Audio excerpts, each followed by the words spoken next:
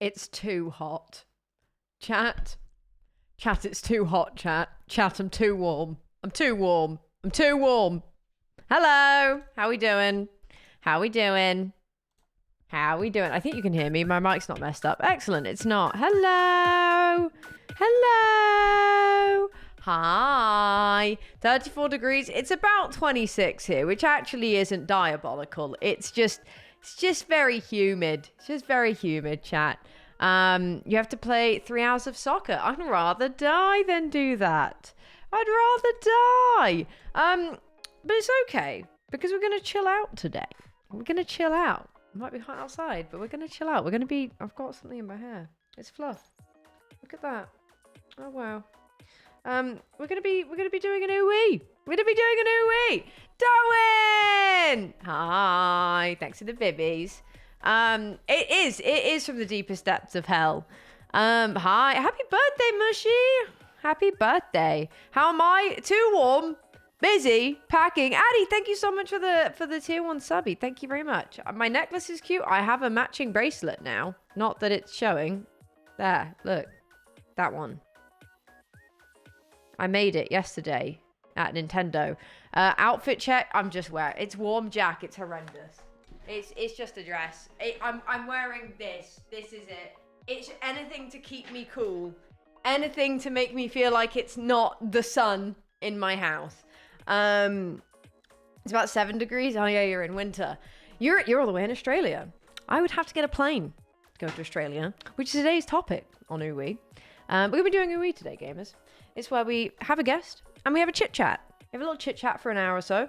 This will be my last stream before I go away for basically 2 weeks. I'm away tomorrow, and then my first stream back will be on the 13th. So I'm away for a little while. This will be our last one. We're going to be chatting today with our lovely guest. And we're going to be talking about travel. You have to go to 5-hour event in the sun? Oh gosh, that's not fun. Let me make sure that Pix can actually see me. Because today we're talking with Pix. He's here. Look. Hello. There he is. Here. It's me. I traveled to be here. Rosie, thank you for the subby. He traveled all the way to be here. And I traveled all the way to be here too. And we both are hydrating because it's ridiculously hot in the UK. It's genuinely the worst. Like, I have a fan pointed at my legs right now because that's the only thing that my audio engineer brain will allow. I had a fan right here, and I was like, nope, that's going to be creating wind noise on the microphone. And that is unacceptable in my recording environment. I was at a showcase for something secret yesterday. I'm under NDA. Ooh, It was cool. And was partaking in this thing. And was using this piece of paper to cool myself down because I was like, I'm gonna die. I'm dying in here. You're about in a rough 5 minutes later, a single sheet of paper. It was terrible. About 5 minutes later, I noticed that someone on the team who were hosting it had brought over another fan and sat it behind me, and I was like, I feel a bit pathetic now, but thank you because it was too hot. Yeah. But yes, it's sweltering a bit. But we are ooeing. Nonetheless, I'm so happy to finally be here because, ironically, travel delayed me being on the podcast. It did. Yeah. It did. But before we can ooee, now I don't know if you've watched an ooee from the start and you are familiar with this segment. I am only familiar with this from having seen the first 20 minutes or so of Owen's episode. Mm-hmm. You must pass the ooee questions. Oh dear. Yes. All right. I will prepare my brain. I've realized that on my document, despite the fact I ask the same questions every time, I forget them in between each one. So I have forgotten them. Okay, please could you state your name for the tape? My government name is Pixel Riffs. Correct. Please state your occupation. I am an internet degenerate. Correct. What is one thing that makes you go ooh-wee in a good way? Bright colors. Ooh. As you can probably see from I can do bright colors with the lights behind me, and I have a thing for Oh yeah. You have your my light panels and stuff. And in video games, especially, there was a period where video games were really dull and grey. It was sort of in the Gears of War, Borderlands kind of era, and now everyone puts lots of color in video games again, and I love it. It sounds silly, but I have refused to watch some TV shows because they don't have enough color and they're too dismal and depressing. And I'm just Yeah, like, it's just I going to feel make me that. sad, particularly animated shows. I don't, Right. if it's dreary, I just don't want to watch it. Yeah, So yeah. It's I like like that. if I wanted grey, I would look at the weather in the UK. Except right now, which is, To be fair, it's as grey aforementioned, here. very hot. Is it grey there? Oh It's god. hot grey. Grey It's and hot. Just yeah, shouldn't it's the happen. worst actually. What is one thing then that makes you go ooey, but in a negative way, like a ooey, my tummy hurts, which is me regularly. Wet socks. Oh like, yeah, hate that. Wet socks are cringe. If you're caught in the rain and your like shoes have soaked through and it gets to the socks and you just have that like sloshy feeling, genuinely the worst. I distinctly remember walking to school. I had a 5-minute walk to school. It was not long, but Yeah, you know, same. when that age where you're more fashion conscious than you are practical conscious, and deciding that I wanted like slip-on school shoes, and without fail in summer, my feet they'd just soak through every time, no. every single Yeah. time. Yeah, did not enjoy it. That's a good negative ooey. Okay, what is one word you would use to describe me? I'm gonna go with friendly. Thank you. I'll take that. Yeah, you're very friendly. Like, I feel like the first time we actually met and got to do anything together was you reviving me from death on Minecraft Yes, SOS. it was. So I feel like that's instilled an aura of friendliness about you that I don't think will ever go away. To be fair, I think it was actually Owen who revived you, but I just came along like, I want to be here. I want to be here. Yeah, that's true. That's true. You were definitely. I think you might have been first on the scene, and that's I wanted to see you as a chicken. Look for the first responders always. Yeah. And see, now this question is really funny to me, asking Owen, who just scoffs every time I ask this. And yet for some reason when I ask it to you, I feel like, well, now I'm realizing how this bit is ridiculous, which is rate me on a scale of 1 to 10. You know what? I've been watching a lot of the Olympics, right? Uh-huh. And the judges never award 10s. No, this is true. And I feel like this is both cruel and fair. Mm-hmm. And just based on what I've seen of the Olympics lately, I'm gonna give you an 8.5. I'll take that. Because I think the important thing to remember here, before people get angry at me in the chat, is that there's always room for improvement. Perfection This is boring. true. Right? Like, you've got to give other people something to aspire to. Can I do better than Eloise? I mean, probably not, but if you can, then you should try. And yeah, I think it gives people fair. something to aspire to. Yeah. My own father, when on this show a couple of weeks ago, only gave me a 9. And he brought me into the world and raised me. So arguably, if there's something he doesn't like about me, it's his fault. That's absolutely his call. Yeah, he should be very disappointed in that. Not in you, but in his own failures. I shouldn't be saying this. He's literally currently recovering from surgery and quite possibly will be watching this. So I won't dig at him today. I won't dig at him. Get well soon, Daddy Soup. Oh, he's got a bad knee.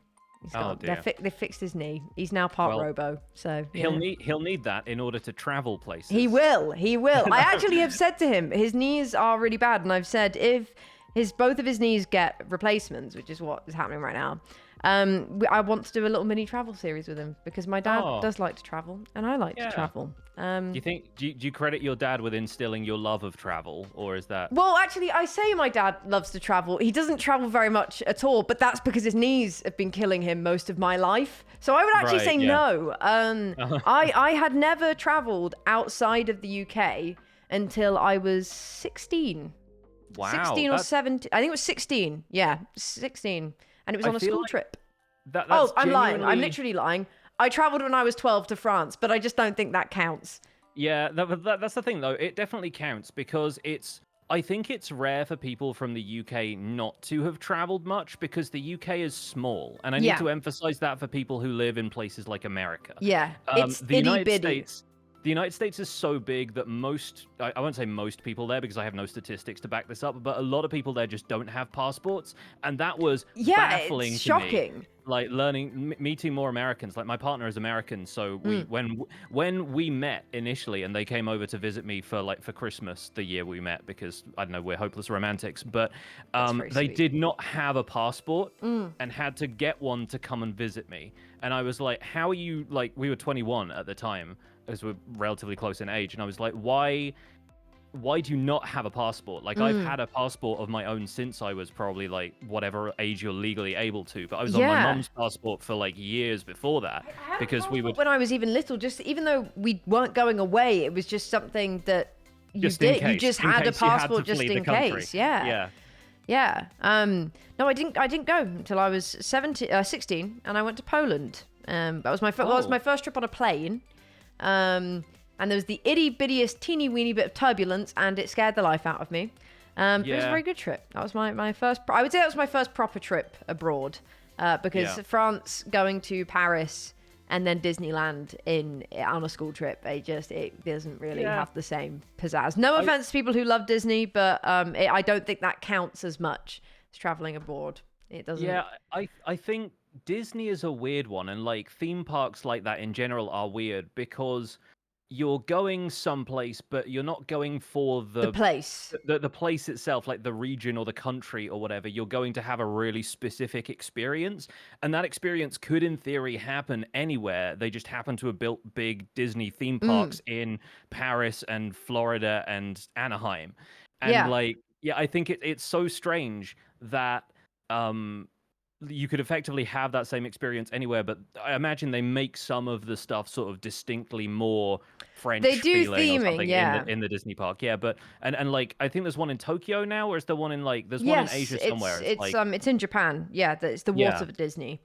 Someone's just said that listening to pics say most people have travelled out of the country, and I've still not been to Wales or Ireland.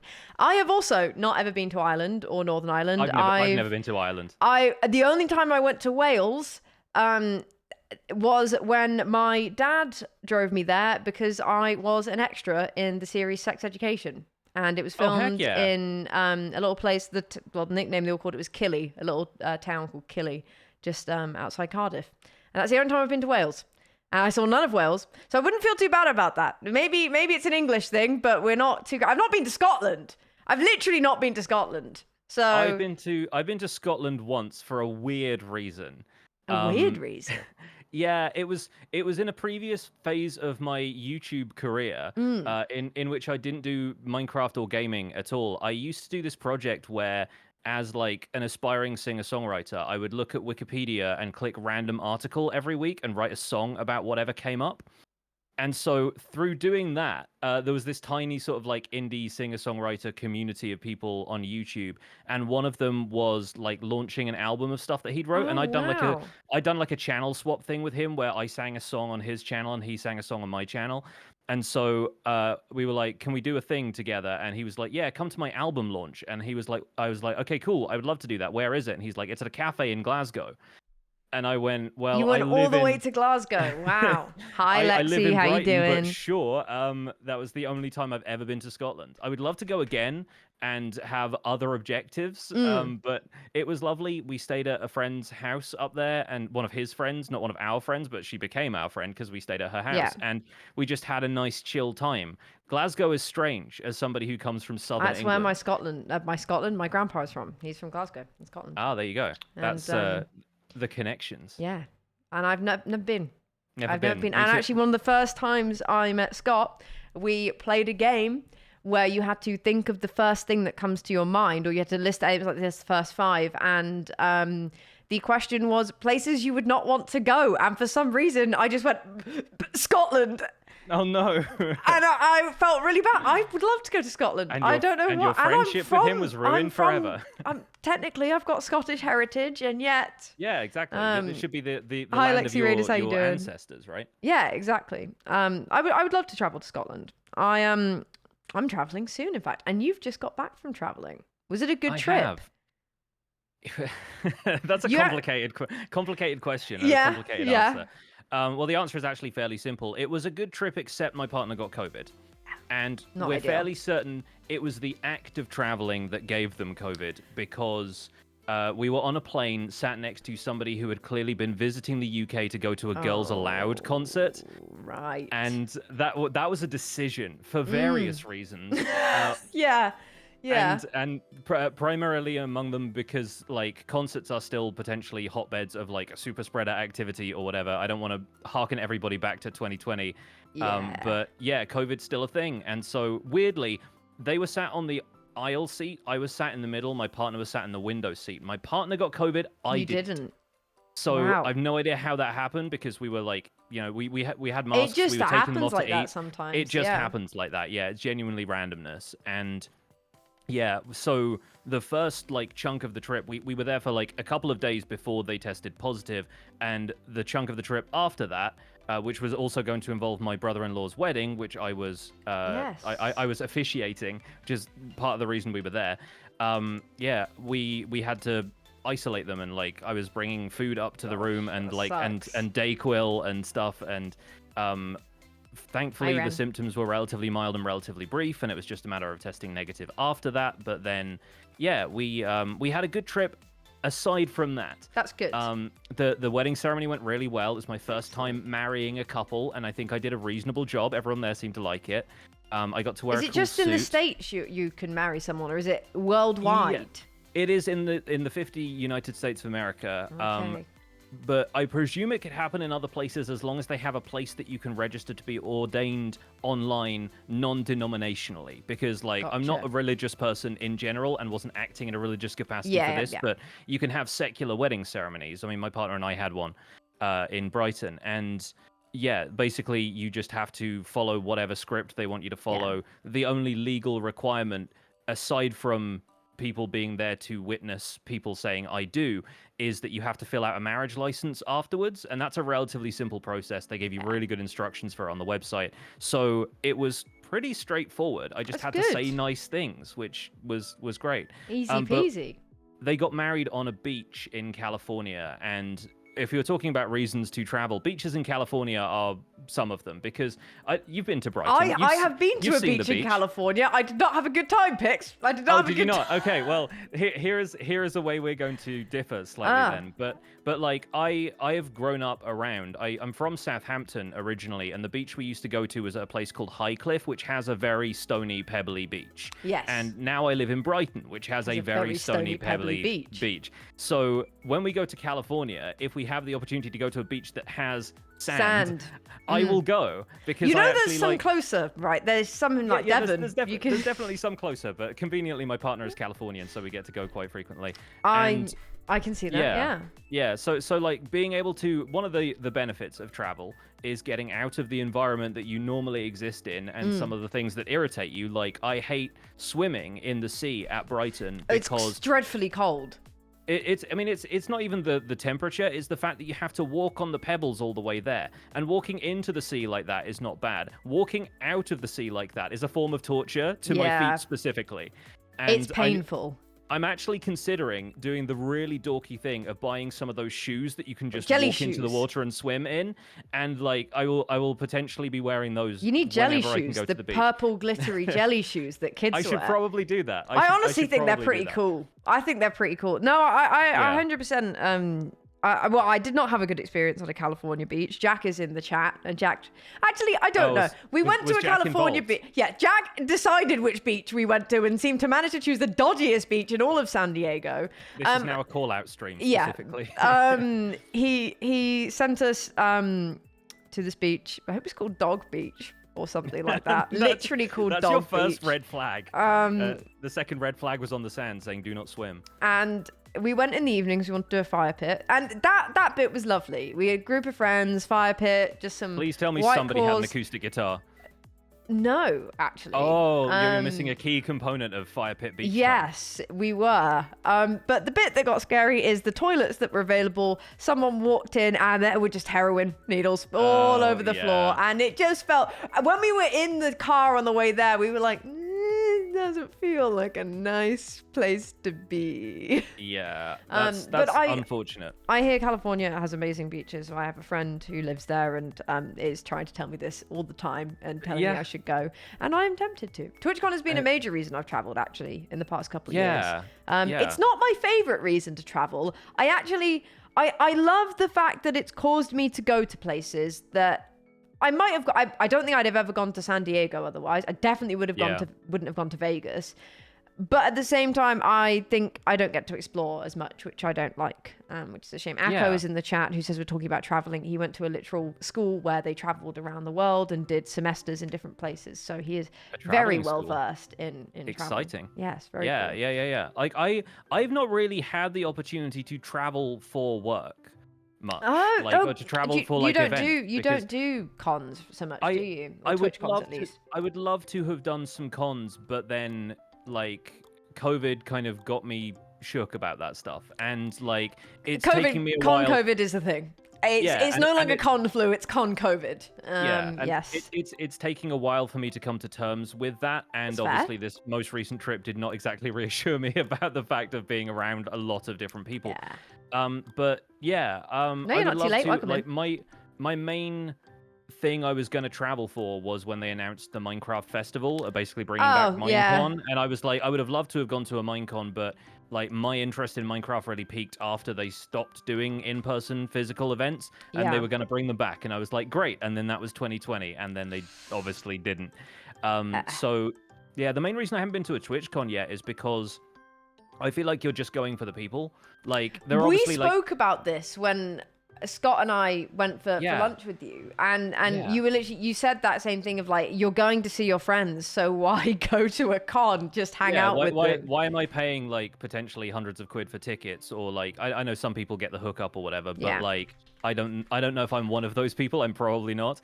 And if you're going there to do like a Twitch Rivals thing, like they've done, Twitch Rivals or they've done MCC or like whatever kind of event thing that they're doing at it, because there has to be something to do, then great. Yeah. But I sort of view TwitchCon almost the way I viewed E3 in that like it's cool to get hype about games, but I can sort of do that from where I am, and I don't Yeah. have to go to a thing and pretend to be excited about new features Twitch are rolling out, which like they don't really affect me all that much too often, so I don't really care that much about them. Mm. And it feels like you're just going to a big like press event instead of going to something where you It can kind of see your is. friends. Yeah. Yeah, and Yeah. that's I just don't vibe with that for whatever reason. That's never quite I floated think my that's boat. fair. Whereas I've gotten to do like some cool stuff for it over the past couple years, so it's been a bit yeah. more like, oh, I'll go because I've got a Yeah, thing that I'm if you can doing. be But involved, if you're doing like a panel or something, then full respect for that because like that's something that people it's can go job. to and yeah, and you're getting a unique experience out of Yeah. that, and the audience is showing up because they're a fan of yours and they want to see like you in person and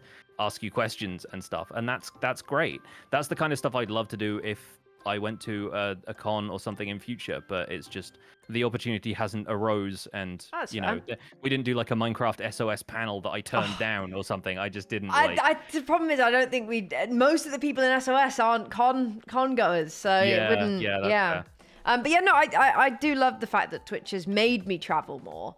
But also, it has sometimes been a bit exhausting when it's like, that's my only travel for the year is a TwitchCon. And Yeah, then it's like, yeah, oh, but I didn't get to explore. I was technically at work for 3 days. Or, yeah, it's wonderful. But at the same time, it's definitely not the same as dedicating a trip to go and do something. And that's what yeah, I love and miss, even if it has been a disaster at times. Have you ever yeah. had a trip go terribly wrong?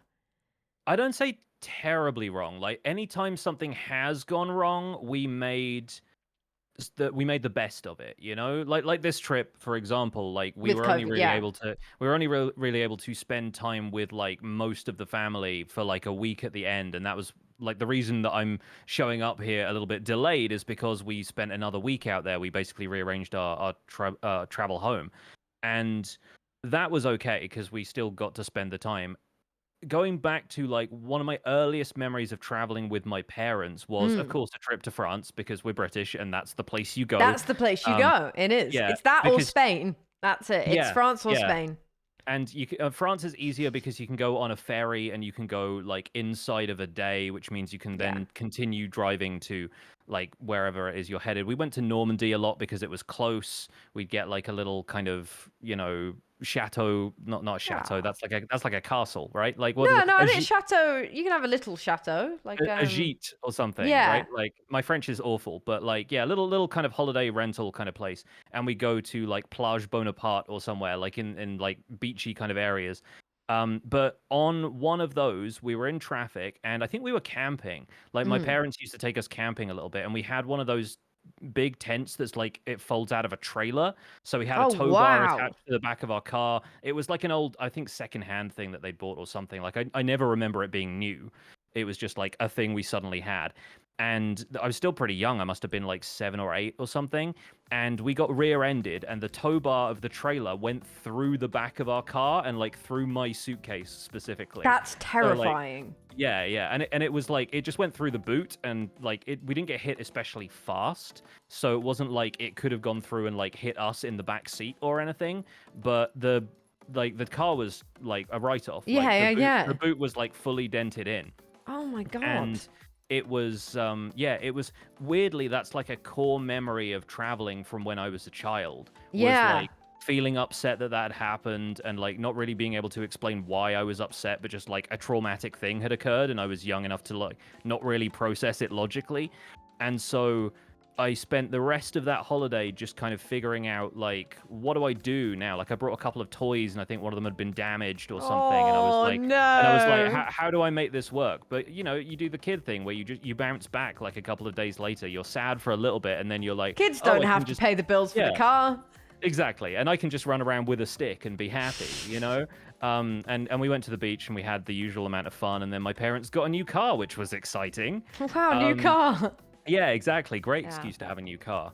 And so yeah, like it's one of those things where I don't think I've had a holiday go awfully wrong in that like, you know, we get locked out of the place we're staying and there's no way of getting hold of anybody and we don't have our passports or our phones and we don't know what to do kind of thing. Like I've never got properly lost somewhere. Because I usually travel with other people. I've never done Yeah. like the solo traveling thing. And my dad used to do stuff like that. Like he used to go backpacking through Europe when he was younger, like Wow. traveling with his guitar and stuff, and like go and like stay in hostels and I'd do love like to do that, but I know like- that I would be immensely stressed the whole time. yeah, that's the thing. Like I like traveling with other people because they can shoulder some of the responsibility and I can chill out for a bit. Yeah. And I like that. So yeah, that's Hi, Cody. I guess the closest any of my holidays has gone to being a horror story. How about yours? No, I have terrible luck. Yeah. I had a year where traveling just was not for me. Actually, I say a Right. year. It was 3 months. Yeah. Basically, TwitchCon San Diego. So our flight there, the actual trip itself was fine. San Diego was lovely. What year was this? What year was TwitchCon San Diego? 2022. Okay, yeah. Uh-huh. TwitchCon San Diego. We bought a connecting flight. It was London to Dallas, Dallas to San Diego. Right. Our flight to Dallas is delayed an hour. And I'm like, we only have a 2-hour layover. But an hour is not a long amount of time. And if you don't know, if you're flying into the US and you have a layover and then you travel somewhere else in the US, you actually still have to do your passport control when you land in the US. It's not when you get to your final destination, it's when you land in the US, which is very key to this story. So our flight's delayed an hour. We do land in Dallas.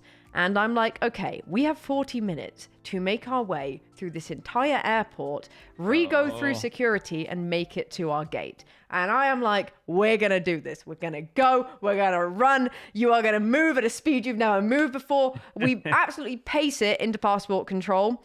It's slow. It's slow. This couple in front of us is very Always kind, is. realizes that we are in a rush, and is like, look, you go in front of us. It's fine. Don't worry about it. Because it was literally just us and them. And they're like, look, just go ahead.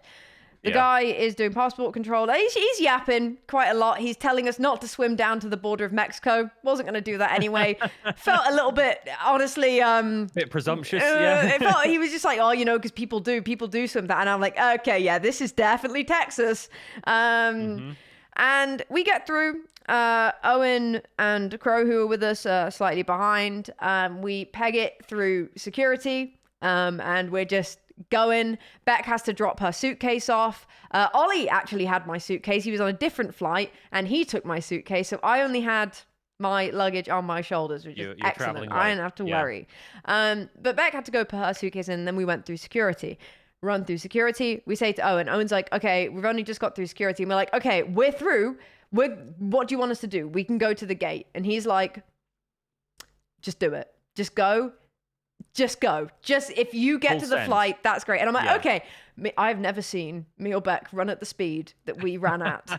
Yeah. We ran through Dallas Airport, got to the gate. The woman is walking up from the gate, and we go, "Oh, we're here for the flight." And she goes, "I've literally just shut the doors." And we're like, "And you don't want to open them again?" And she's like, "No, I can't." And I'm like, "Oh no." So she's like, "You're gonna have to go to the desk. They'll rebook you in. It's not your fault, so they'll redo it." And we're like, "Okay, fine." So we go to the desk, and this desk seemingly does not move for 2 hours. The next flight is in 3 hours' time. For 2 of those hours, this line does not move. There's maybe 3 people in front of us. At that point, Owen and Crow, when they're going through security, get handed tickets for the next flight. As they're in security, they just get handed these tickets, and we're like, "Huh? We didn't get handed tickets? What do you mean?" By running faster than you've ever run before, you managed to Missed dodge out, them. and so then we had to go wait there. Yeah. And we're in this queue. I then start to get a migraine because I've not drank water. We're really tired, but neither of us can leave this queue because they need both of our passports. So we can't leave this queue in case it suddenly starts moving. 2 hours go by. Get to the desk. And chat has heard this story a few times, but I imagine there's a few people in chat who haven't. Get to the desk, and I go, "Hi, we need to fly for San Diego, please." And I start tearing up, and Beck's like, "It's fine, mate. Do you want me to do it?" And I just go, "No, I can do this." And this very lovely, lovely woman gets us sorted. And she's like, "I can't assign you seats. They'll have to do that at the gate." And we're like, "No worries." She was very she felt very Southern grandma. That was her vibe. Sure, it was you were very being comforting. taken care of. Yeah, I felt very Hospitality, comforted. We get to the gate. We see Owen and Crow. I just give Owen a big hug, and he's like, "Mate," and I'm like, we get to the gate. They assign us our seats, and we're like, "Oh my god, phew! It's been a long day. This is already a long day, but sure, okay, fine." They start calling the gate numbers. There's maybe 10, 15 minutes between this. It's a very short turnaround because we'd been in that queue for so long. They call the gate, and they call our numbers, and we go forwards, and then they turn to us and go, "You're not on this flight." And I just go, "What do you mean?" I was like, "You just assigned us our seats 5 minutes ago. That 1 meter away from where we stood, you assigned us our seats." And he goes, "Yeah, you're not on this flight." And I'm like, "What do you mean?" And Beck's like, "It's fine. It's fine. They'll sort it." And I'm like, "No, it's not fine, Beck." They did sort it. We got on the plane, but we were exhausted. There's this amazing picture of me, which I cannot find anymore, where Beck took a picture of me because she said, "The way you look right now is very showing in your emotions. Like your emotions are showing in how you look." My hair was a mess. My mascara was smudged. Don't know why I was bothering to wear any. We get on our flight. It's fine. You'd think this would be fine. Get on the flight, get to San Diego. Ollie texts me. He's like, "Okay, I'm at the hotel. I see that you've landed. Let me know when you're in a car on the way over." And I go, "Yeah, we'll do." Get in the Uber, get through. There is a fly on my desk. Get through security and blah, blah, blah. Text Ollie, "Hi, yeah, on my way. Be about 10 minutes. No reply.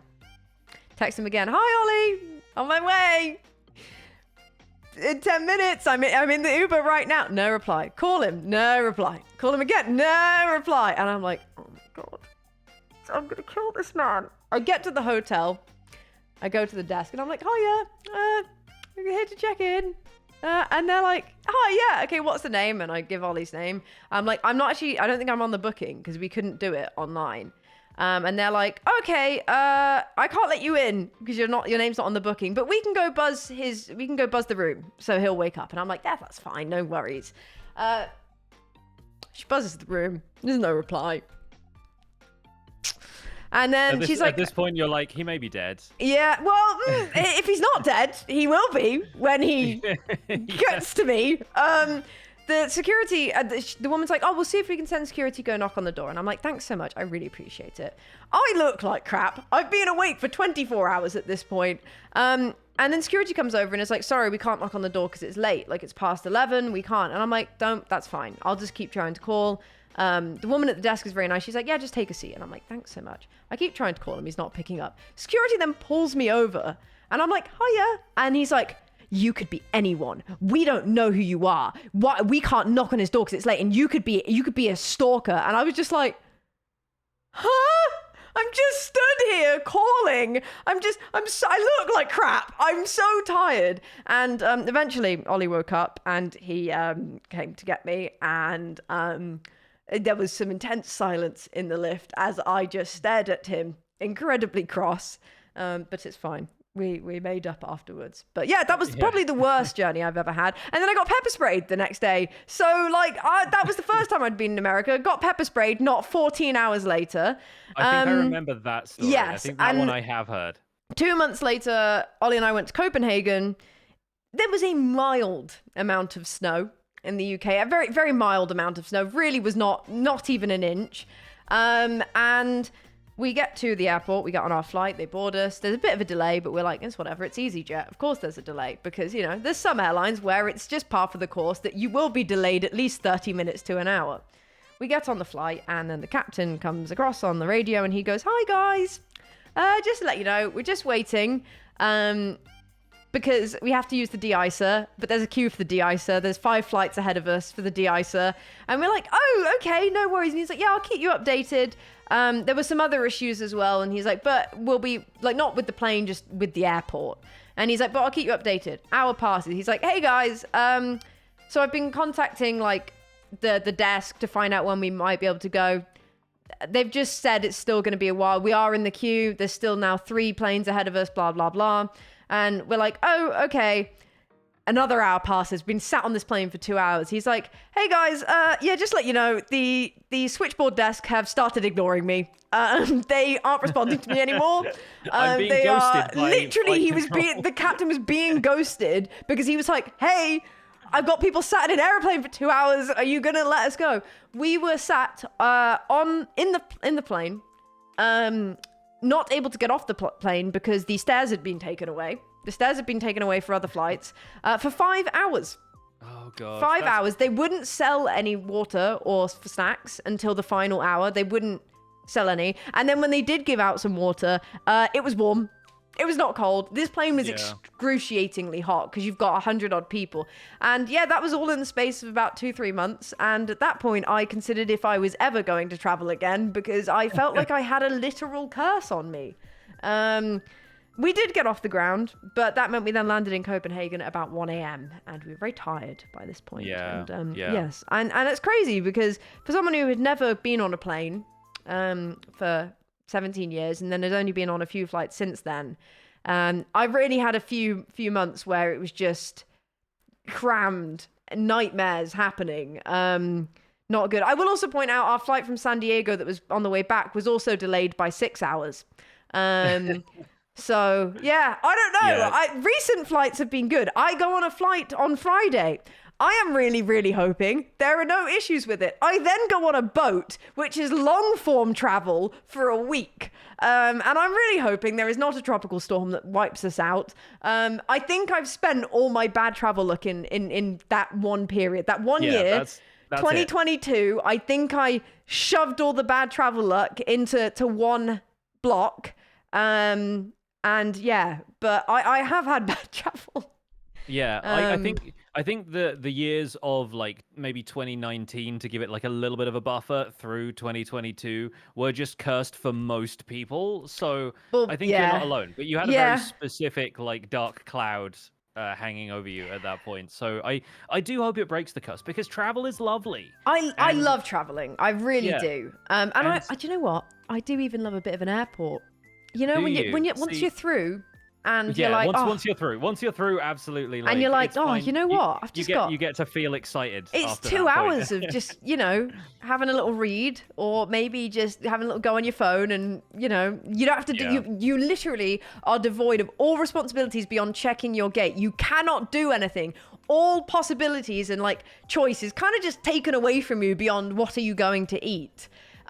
Which for some is a nightmare. For me, I'm like, oh, isn't this nice? I don't need to think anymore. Yeah, I think you're also technically like on international soil or like shared ground or whatever at that point. So even that stuff is like, you know, I don't even need to technically exist in Britain anymore. Yeah. I'm already on my holiday. You're in the international ether. Yeah, that's where you are.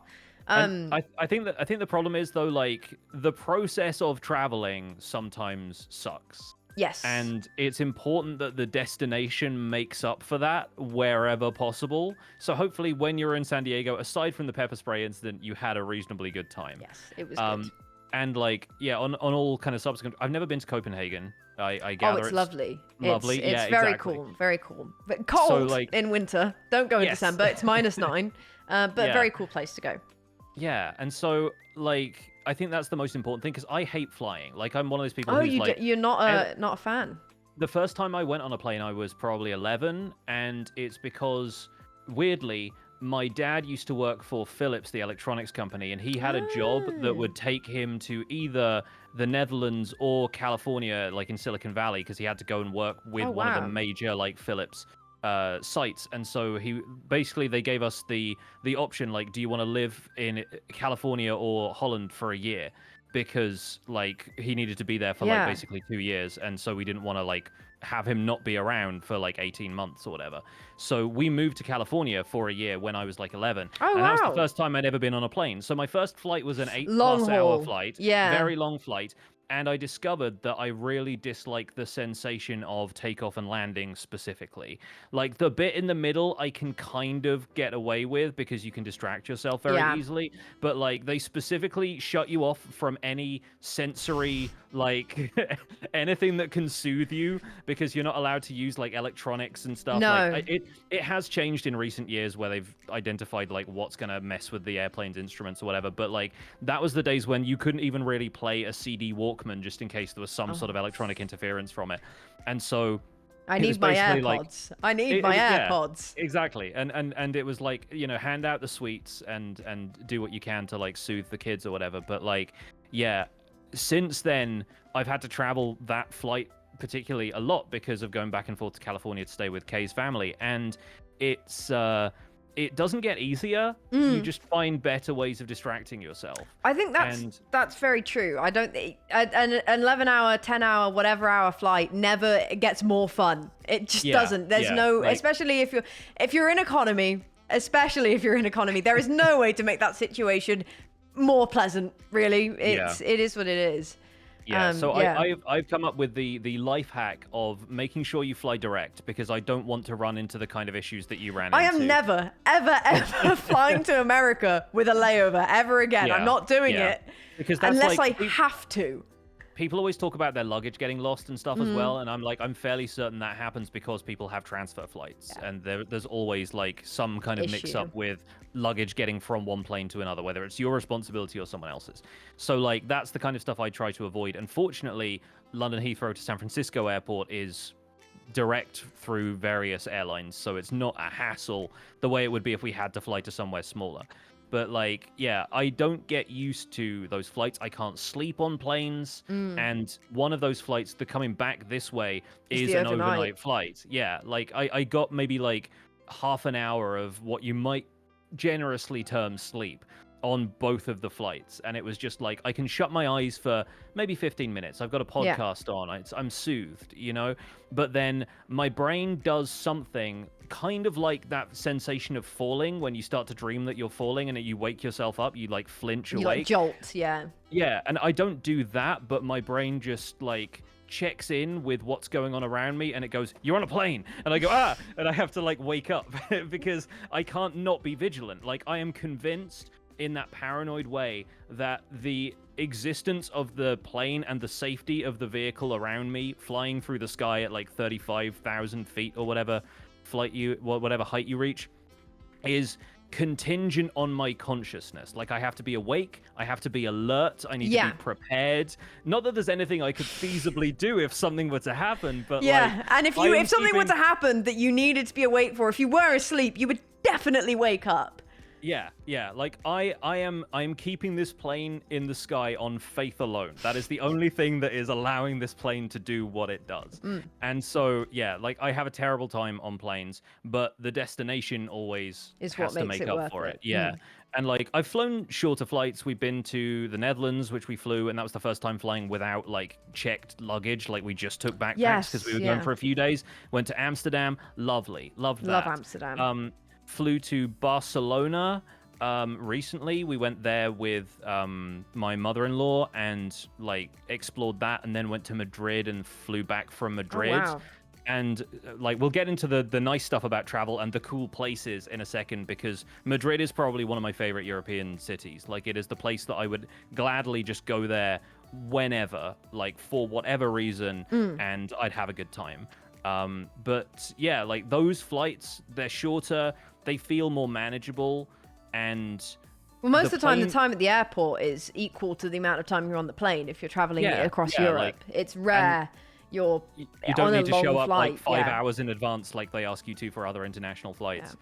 And yeah, like there's just something about the planes are smaller, and so you feel the momentum as it like banks and turns more. And so getting into Barcelona was like worse than landing in the States for whatever reason, Oh, because I wow. could just Oh, it's because feel it's the way just the so plane was small. like, Yeah. yeah, Yeah. it Our, was our tilting. flight into Amsterdam for Rotterdam TwitchCon. I feel like the pilot was absolutely bombing it through the sky because it was a very bumpy ride the whole time. Yeah. I guess it was turbulence and it was just windy that day. But like, I mean, first of all, the flight was meant to take an hour 10 minutes. It took 40 minutes. I am so sure this guy just went boom like that. But it was very It took the very shortest bumpy. possible route. But Yeah. I mean, it was a smooth sailing flight really. Yeah. But yeah, I think it's the destination that makes up for it. I mean, what Yeah. would you say is the best place you've ever been? I think Madrid is probably the best in terms of like cities. Wow. I think like the best place is difficult, but like we went on the same year, like last year we went to Barcelona and then Madrid with my mother-in-law. We took my father-in-law and my brother-in-law to the French Alps on a cycling Oh. trip. But we did that by taking the Eurotunnel, because like I got bike racks installed on my car, Oh, and nice. Okay. I drove us. We took like Eurotunnel, and I drove us down through France via like we had a stopover in Ram, and then we continued down like French toll roads, like incredible, clean, fast, like gets you where you want to go. Like 10 out of 10 road experience. Had like convenient rest stops, little places you could get a baguette and some cheese and just Very have a picnic. nice. Like, cannot recommend highly enough. And then we got to the Alps. The scenery, absolutely It's gorgeous. incredible in the Alps. Yeah, like It's immense. there was a tunnel that you went through on like the French equivalent of the motorway.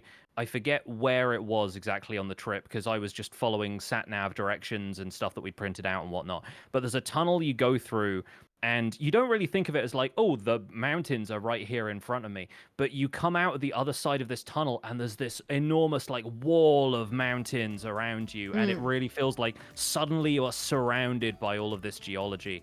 And like it's just such a scenic place, lakes and valleys and like little kind of quaint French towns. And like that was, I was worried about that trip the entire time, because that was the first trip where I was driving us like through the entirety of France, basically, Yeah, from north yeah. to south. And I was responsible for everybody in the vehicle. And that was the first time I'd really done anything like that. Like whenever I traveled with family or whatever, somebody else had always been driving. We've got bikes and stuff as well, added layer of complication. I've made all the bookings for everywhere, so I'm the You're one who has to talk to responsible. people. Yeah, and explain to people like why we're here and who we are. And then yeah, like we got there and it was just blissful. Like the scenery, absolutely beautiful. We found a really nice place to stay, which had like a view of the lake and the mountains in the background. We went cycling for a couple of days there and cycled like 60 kilometers over the span of a couple of days or something. And I've got a picture from one of the climbs we did, which was like grueling to get there, and I ended up pushing my bike up the last little stretch of it. But there was this restaurant on top of a nearby hill that looked out over the lake, and I have this like panoramic Oh, shot wow. of the entire lake by where we were staying.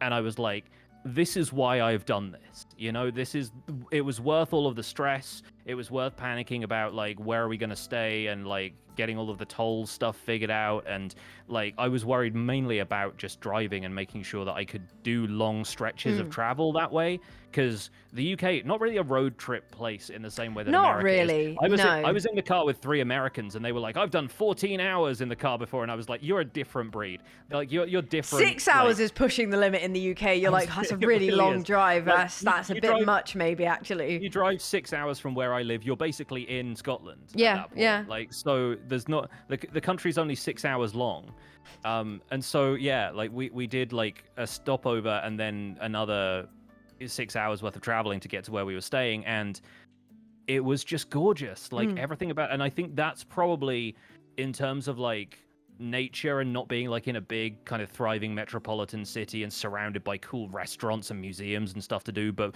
being out there in nature, I think that was probably the coolest place I've been. Like one of my favorite places.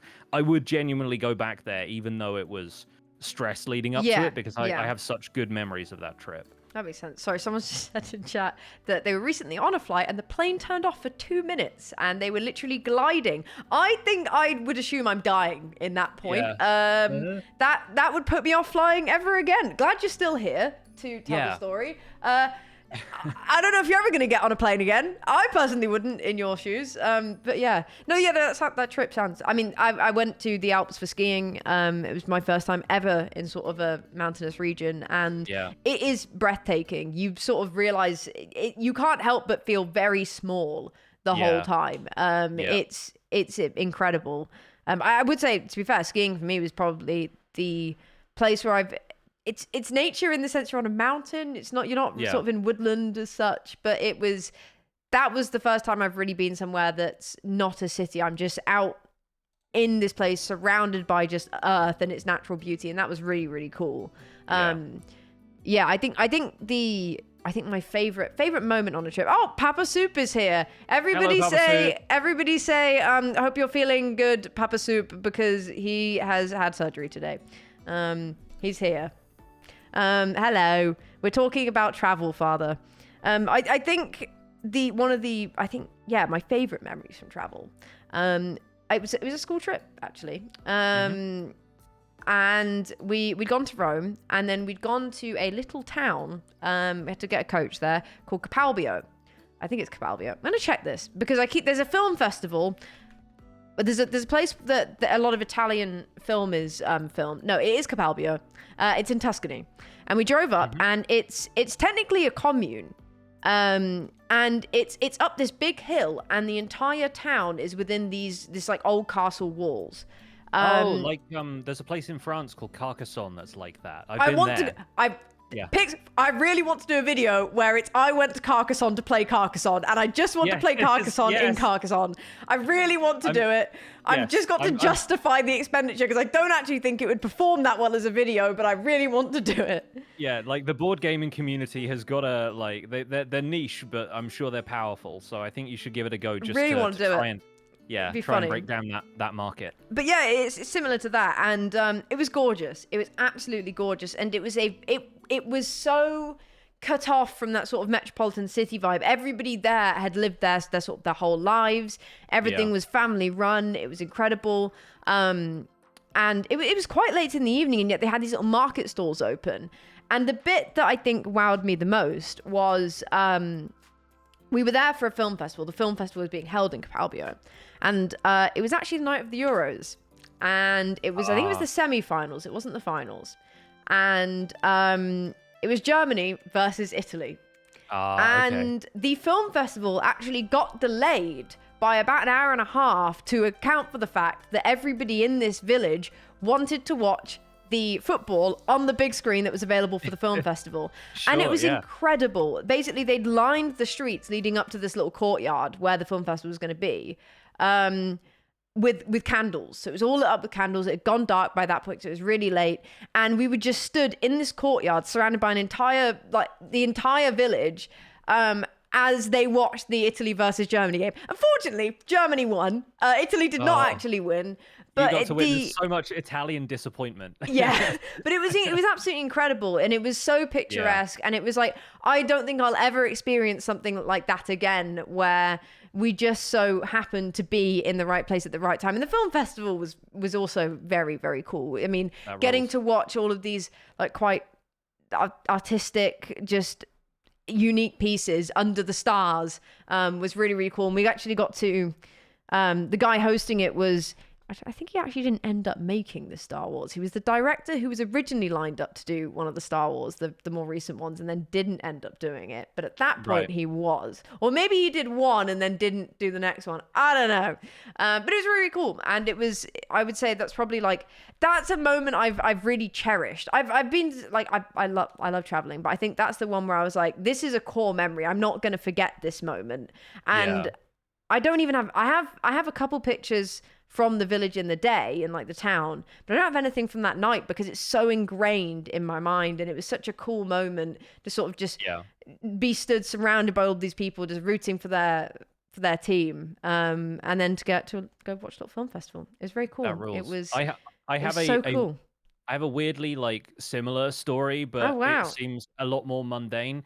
I was at a death metal show at Yeovil Ski Lodge during I think the World Cup final, or it might have been the Euros final. The one where Zinedine Zidane headbutted a guy and basically like left football in disgrace from that point on. And I was standing next to the singer from a metal band. That's crazy. Just kind of being like, oh, hey, that's cool. That's the guy I'm here to see. And we were just watching like the football was being projected onto the wall of Yeovil Ski Lodge. No, that is quite cool. I was standing next to the dude who was the singer from this band when the headbutt happened. And so that's a memory for me that I personally cherish. Oh my gosh. Wow. Yeah. Wow. Is there anywhere you haven't been that you want to go to? Tons of places. Yeah, same. Like, there are places the list is endless, really. There are places I've been that I really want to go back to as an adult because, like, we did a bit of traveling when I was younger. I also have cousins who live in Michigan, so we went to visit them one year when I was still pretty young. Yeah. And then we drove through Canada and then down via Niagara Falls into New York. And so I went to New York City and we were in Manhattan for like 3 days. And the only thing I can remember, aside, we did like the touristy stuff. We went to the Statue of Liberty. We went up the Empire State Building. The only other thing I can remember us doing is I wanted to buy the new Animorphs book. And that's the only thing, right? And Goes to New York, just cares about Animorphs book. Right? I was 9. Like that was your priority as a 9-year-old, yeah. Absolutely, yeah. But like I obviously cared a lot about New York. At the time, this may still be the case, you know, apologies to New York if it's not. It smelled really bad. As like Paris. No offense to Parisians, but yeah, I mean, there's places in New York where the sewers just have to like vent gas onto the streets, and so like otherwise, I guess the gas builds up and there's too much pressure in there or whatever, and they've got to like let it all out somewhere, and so it just smelled of sewage in some of the streets, and I remember that. And the only other thing I remember is that we had like curry, we had like an Indian meal, one of the nights before we were going to leave, and they gave it to you in a to-go box when you hadn't finished eating your meal. And so the following morning, my dad ate cold curry in our hotel room and had some like naan bread and stuff because he didn't want it to go to waste. I would not risk that. I'm not going to lie. You would not catch me in cold. Well, I imagine lukewarm curry because it was. I mean. Yeah, I assume it was cold. I don't recall whether the hotel room had any facilities to heat it up. But yeah, there was definitely like, I think my mum was against the idea, which seems she's a little bit more pragmatic about that kind of stuff. But yeah, like that's someplace I would love to go back to. I peripherally know a few people from New York now who I could like say, hey, if you're around for a drink, how about we go and like, you know, we can have dinner or something. Like I would love to do stuff like that, and I would like to be able to go and see all of the stuff that is less touristy but is still just like people say this is cool, go and do it, you know. And there are places that whenever we travel to the US, we're usually traveling to go see family. That's one of the only reasons we'll get on the plane to travel out there to begin with. But that means that we're always just hanging out with them in California. And there are so many other people that I know from the States, like Fwip is up like further north. He's in Seattle.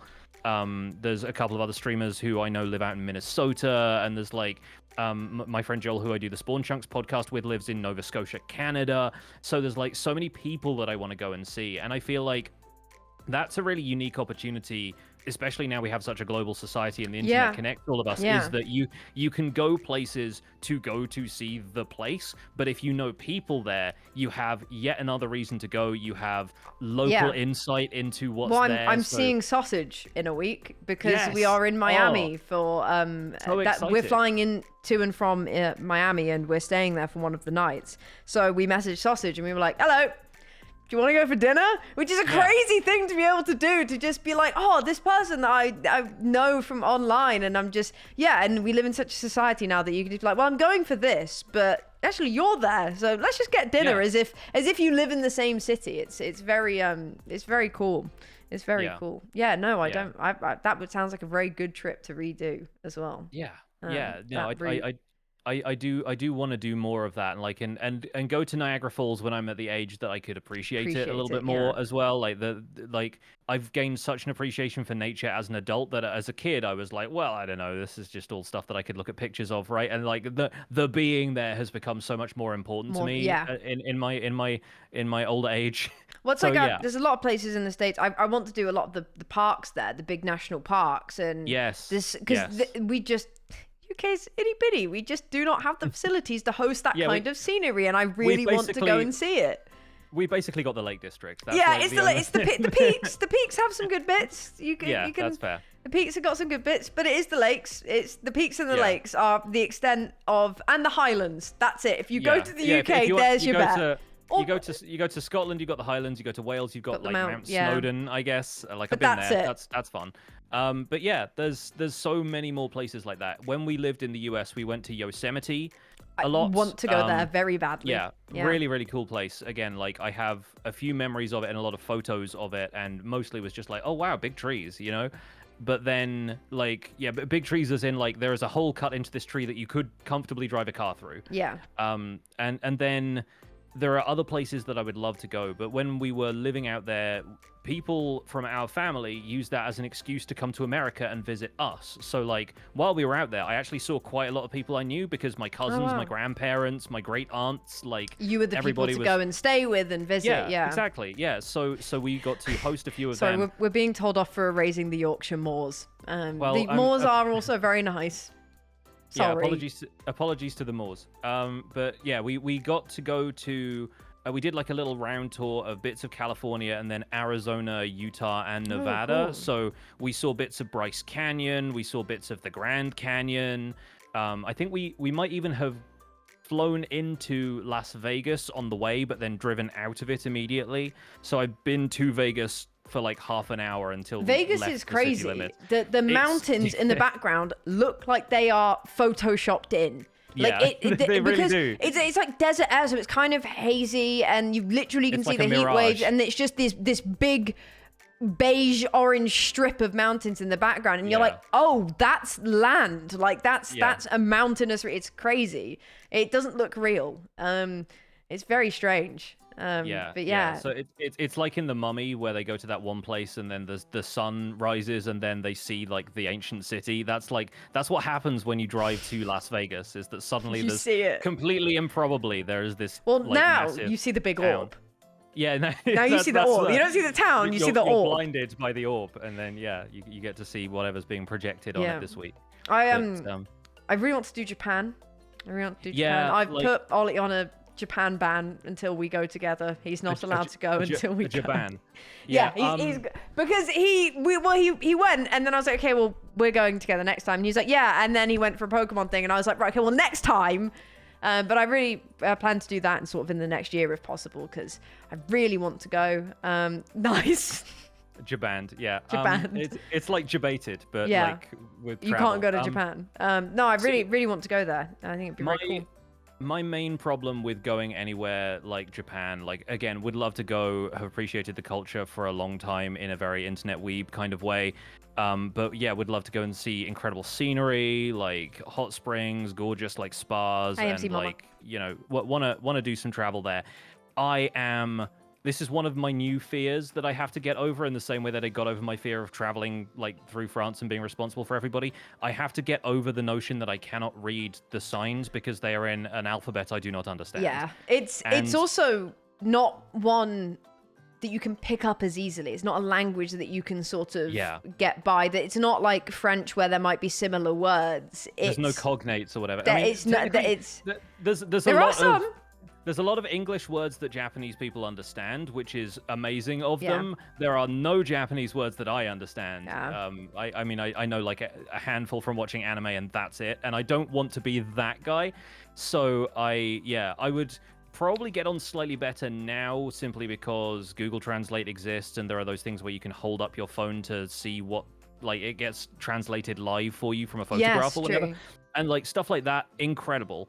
But I would love to go there on maybe like a guided tour of some kind, where maybe somebody could show me some stuff and make sure that like I'm not like overstepping any boundaries or Yeah, because anything. there's Like, also a lot of cultural yeah, cultural norms stuff and there like, that things like talking on the subway. You yeah, can talk, but you sort of have to be very quiet. And if you're loud, then it's a faux pas.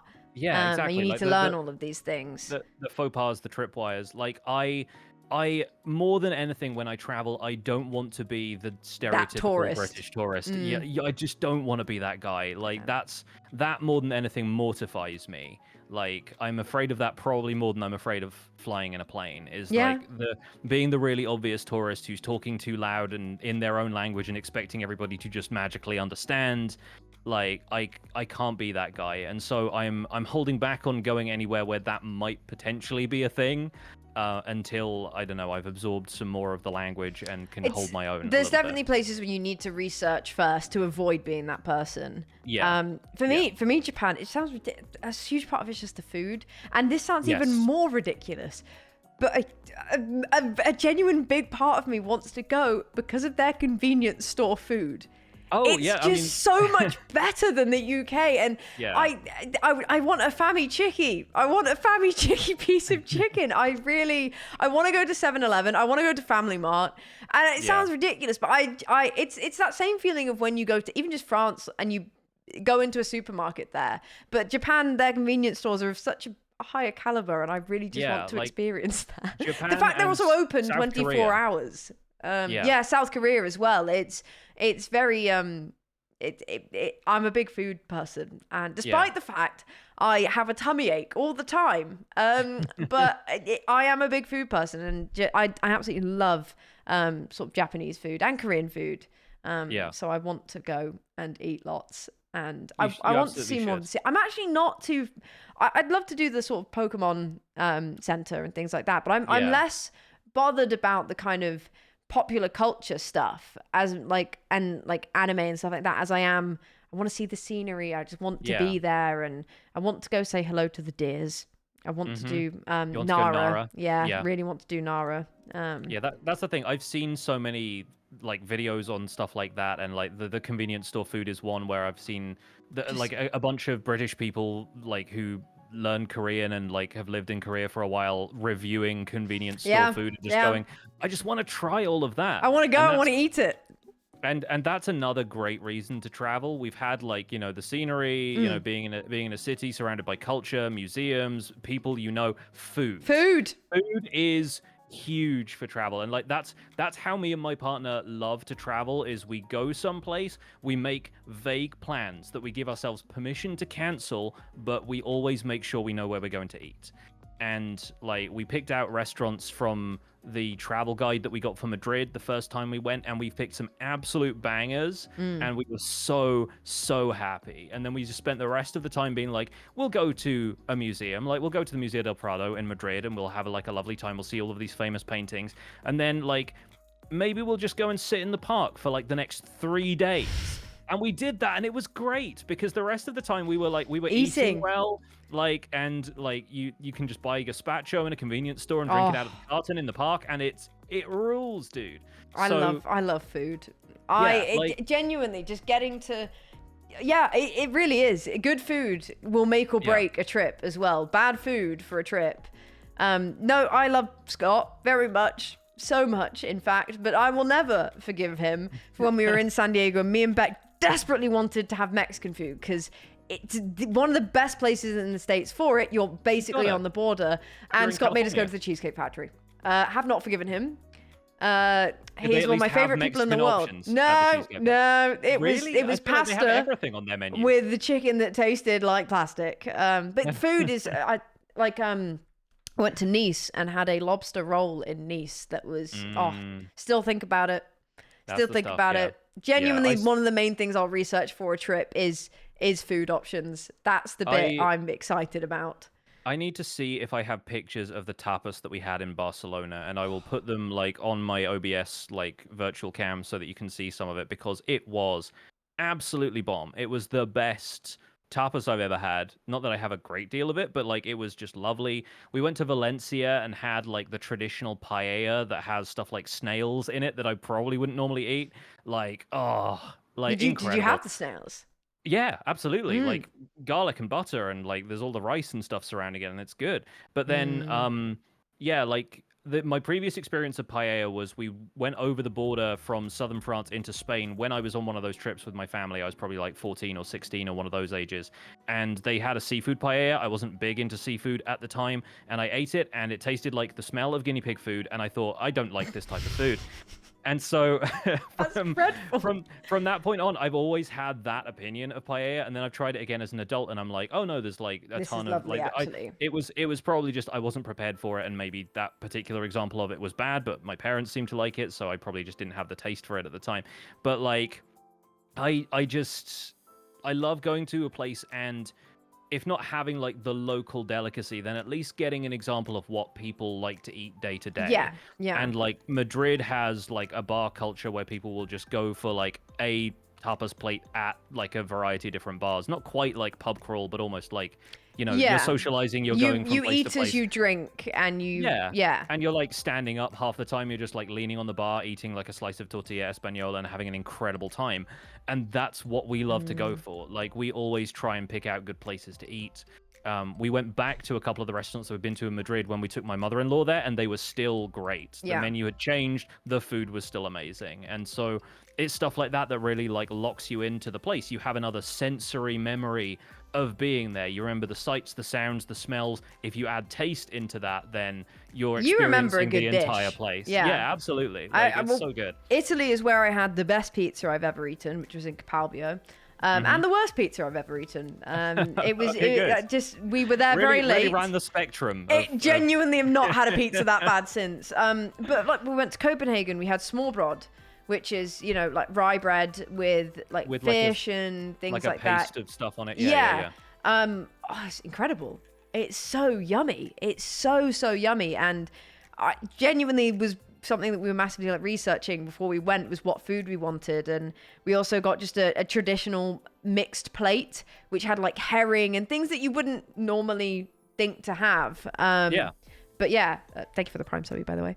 But yeah, I think food on during travel is key. I know some people they don't care. The food is their fuel to go and do the sightseeing. But for me, the food is the sightseeing. I would happily eat my way around the world. And yeah, I think I've sent you a picture of the tapas so that I could get it onto my computer and put it on the screen because, like, this stuff. Oh, I can see it. Yeah. Yeah. Oh. Like they were they were tiny hot dogs in buns, right? But there was like a little drizzle of sauce over the top of it, and the sausage was more like kind of closer to chorizo. And there were just like little takes on things. There was like a piece of crispy bread with a couple of chorizo slices and just a fried egg on top. And you just went to the bar effectively and you just picked whatever you wanted out of all of that stuff and you brought it back and you ate it. And then thanks the for the subby, toothpicks are how gamer. they keep track of like what price everything is, kind of similar to the plates at like a sushi restaurant where they've got a conveyor and you just like grab that stuff. And I could have stayed there all day. Like I could genuinely That's have just so good. eaten that Thank food you, all day Crest, and I racked up appreciate like that. hundreds of euros worth of bill at the end of that. But yeah, no, it was the best. I would go there again in a heartbeat. That sounds very good. I'm excited to try the food in Puerto Rico. That's one of the stops on our trip. Oh yeah. I don't personally know this person, but we know someone there. So they're taking us for dinner because they'll know the local cuisine. I'm very excited. Great. Absolutely. Get local guides to food if you can. Even honestly, like we love the Lonely Planet travel guides for stuff like this. Always but, comes up. Yeah, really yeah. good. Yeah. Like they've always got really great recommendations, and they will say things like, you know, I've lived in this city for 20 plus years in like the about the author section, and so they'll be like the locals avoid this spot. Like you go there if you want to like take a picture out front, and then go 3 doors down to this other place That's way better. the same kind of food, but like 100 times better, and like they're always on the money. Mm. And so like we wanted to get that for our trip to France. We weren't able to get the exact guide, but we got like a general one to France. And like yeah, we picked up on some pretty cool stuff while we were there. I Nice. think the occasions on which we haven't been able to decide where we were going to go, we always just end up aimlessly wandering around for a while, kind of looking at menus and going, oh, I don't really fancy it. But like having a recommendation of any It's kind, so much easier. yeah, Yeah. it solves the problem really, really quickly. Mm. Do you think there's anywhere you wouldn't go in the world? Is there anywhere where you're like, no, actually, don't have it. You either don't have, just simply don't have the interest, or are scared of, or just don't particularly think that, yeah, you'd visit. So I'm not scared of the place itself, but I don't want to go to Australia because I do not want to spend an entire calendar day on a plane. And I'm sorry, I would love to go to Australia. I would love to go to New Zealand. Like, for me, it's the bugs. It's the spiders. They also have like the world's highest per capita proportion of awful creatures. But yeah, like I would genuinely love to go there. I think like the people are amazing. The experience of like traveling in New Zealand and going to see like incredible scenery and like even doing the incredibly touristy stuff and going to like where they filmed Lord of the Rings and stuff like that. Like that sort of bucket list stuff. If I could teleport there automatically, like rearrange my atoms to send me there instead of having to spend a calendar day Literal on a day. plane. Yes. Like, and obviously people do layovers. They go to like, you know, Hong China Kong, or somewhere, yeah. like, yeah, Hong Kong, Kuala Lumpur or wherever, and like you stay and then you catch another flight. But again, I want to be able to do direct flights as well. So like, I would, it's the traveling that sometimes just kills it for me. Like, I would love to just be in more or less any place as long as it was safe for me to be there. Yeah, but that's one of the ones. It's like, for me, it's just anywhere where I don't think I'd feel particularly safe. Yeah. For me, one that I've always heard scary stories about is Cape Town. Despite the fact that for me, it's like a weighing up. It's like you wouldn't visit an active war zone even if you thought the place was really interesting, because you'd be like, well, it's not safe, or you know, I think there's certain places around the world where I know there's either just the political climate is too scary, and even though I'm sure there is nowhere on this planet where I wouldn't find something that interests me, there are definitely places where I'd be like, oh, I'm just a bit scared. Australia, I think, is one. I don't think it's different enough from the UK. I mean, it is immensely weather-wise, and you know, but it's still an English primarily speaking country. So to spend an entire day of my life to get there, I think it would be really hard to justify, when I think there's a lot of other places that I would sooner go to with less travel time. But yeah, I think also anywhere too cold. I'd say I want to go see the Northern Lights. That we did see them in the UK, but I want to go see them properly. They came to the UK They did. to get out of that responsibility. It's a very, very special moment. I would like to do that and experience the cold there. I'll experience the cold for skiing, but I don't think you'll ever catch me going to like Moscow. I think it's a bit too chilly for me. Yeah. I'm sensitive. Depends what time of year you go. True. That is true. It's like it's a latitude thing, but like I would love to go to Iceland as well. Yeah. Like just be able to go to New Year in Iceland, where like they have like fireworks that go on in Reykjavik basically for hours. Like and like the entire city lets off fireworks, and it's just so like cool. It's the biggest party.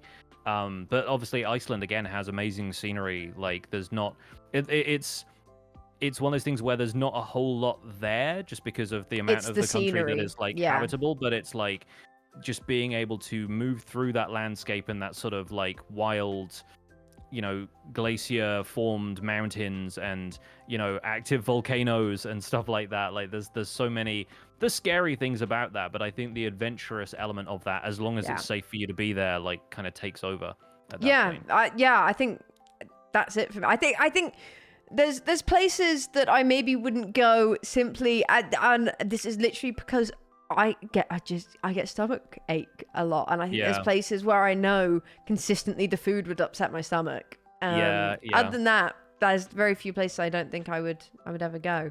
It's just safety and I think I can deal with being a little bit uncomfortable wherever I am, heat wise. I mean, my mum went to I think it was Kenya when she was. Oh, no, she went to, no, Zimbabwe. She went to Zimbabwe, and my grandpa, when he did his mandatory service, went to Kenya. And I'm a little bit jealous of that because I feel like it's. I mean, I could always go, but obviously, I think my mum was part of a school trip. He was part of mandatory service, and the idea of being able to visit those countries in a setting where everything's sort of already decided for you. I think that would be a cool thing to do. Yeah, like if it can be guided in some way or another, then it helps. It adds structure. It removes all of the doubt and uncertainty, and people know where you are as well. Like I think that's, like I said, I've never gotten properly lost on a holiday, and I think that's one of my other fears is just like disappearing off the map for whatever reason, and people not being able to get in touch. Contact Or you. yeah, exactly. And again, not being able to speak the language, so not being able to like know how to ask for help. But that's the kind of stuff you do basic research for before you travel, hopefully, if you're responsible. If you traveled into like Africa, I'm pretty sure you still have to get like a lot of vaccinations all the vaccines, against like yeah, like malaria and stuff. But like there's a lot involved. I was actually friends with a guy from university who ended up getting really involved with a charity expedition thing where people would raise a certain amount of money and then you'd go and like climb Mount Kilimanjaro as a personal challenge. And I almost ended up doing that and then like chickened out. Basically, I was like, no, I don't know enough people that I could raise this money from, and like I have other stuff that I want to do, and like I was still trying to figure out what to do after university. But I kind of wish I had done that. Like there are a couple of travel experiences I could have had that I sort of, I don't know, I regret not taking more advantage of while I was still like that age where you're kind of still indestructible coming out of university.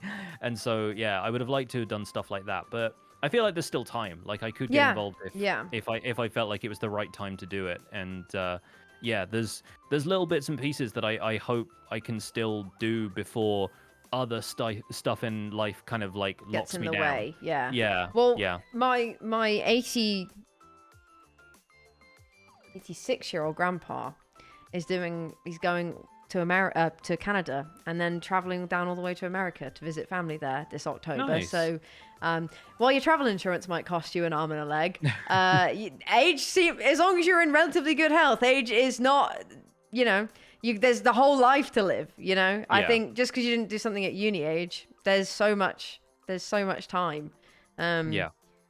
So, there's ages. There's so much. Yeah.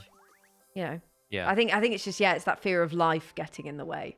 Definitely. To be fair, he would not have done this were my nana still alive. This is his big trick because she would have hated it. She would have hated it. And I'm glad he's doing it. He's getting the opportunity because she would have despised that trip. She would have hated sort of Canada, and it's very hot there, and the temperature is extremes on both ends. But yeah, I'm very excited for him, and I'm excited for him to be traveling. And I think it's nice that even 4 years off 90, and he's still doing such a big 3 weeks long. 3 weeks. Yeah. Staying active, something to aspire to, I think, for all of us. It's like, I would like to hope that at his age I have the health to be able to go and do something like that. Yeah, definitely. But I think the skiing stuff is something that I'd love to get back into doing, like more activity. Come skiing with us, Pix. Holidays. Pix, come skiing with us. That's the thing. I'm a thug. I'm a snowboarder. Or at least I was for a couple of years, and like my family had only been on like 2 family skiing trips. Well, like 3 technically. When we were in Lake Tahoe once, we spent like half a day learning to ski, and I spent that half a day going like, all right, this is okay, but the snowboarding looks cooler. And so next time I had the opportunity, I went snowboarding. I got taught by a very angry Italian man when we were in the Dolomites in Italy. Oh, nice. And my cousins were all off, skiing the Sella Ronda, which is like this kind of long ski route around these mountains and stuff. And I was falling over. But the whole experience was kind of fun. And the second time we went, I was uninstructed, but I kind of had a bit more of like, I could work it out in my head at my own pace, like what I could do. And I had a lot better time doing that. I still could not keep up with anybody who's an That's experienced fine, skier. because I've only been once. So now you can come with us, and you can come ski with me.